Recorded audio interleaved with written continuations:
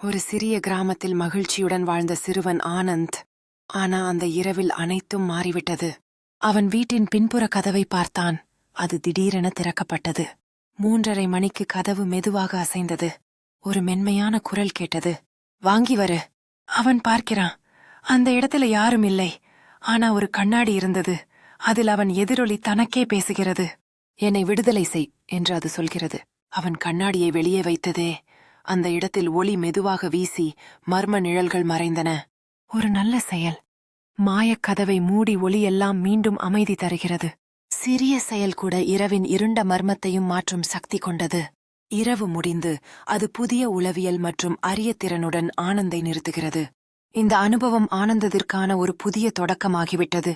இரவு மர்மம் அவரை மாற்றிவிட்டது. இந்த இரவு அவனை நம்பிக்கை மற்றும் உற்சாகத்துடன் நிர்பந்தித்தது.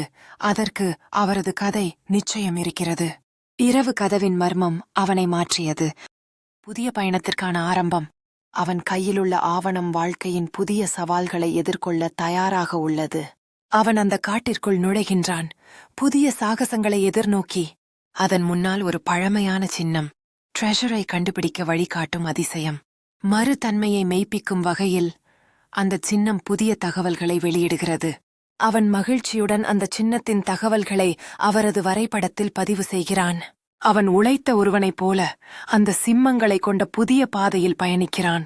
இந்த புதையல் தேடுதல் ஆனந்தத்திற்கான ஆனந்தம் மற்றும் அழகு கண்டுபிடிப்பதற்கான பயணமாகிறது. ஆனந்தின் கவனம் அவனை திருத்துவதில்லை. இந்த கடந்து போகும் பயணத்தில் அற்புதங்களை காண்பதற்கு அவன் வேகமாக எழுந்து அடுத்த விளக்கத்திற்கு செல்வதற்கு தயாராக இருக்கிறான். அந்த வழியில் சென்று காத்திருக்கும் மர்மங்களை எதிர்நோக்கி அவன் 2 பாதைகளை பார்த்து அந்த சின்னங்களில் என்ன சிக்கென இருப்பது என்பதை புரிந்து கொள்ள முயற்சிக்கிறான்.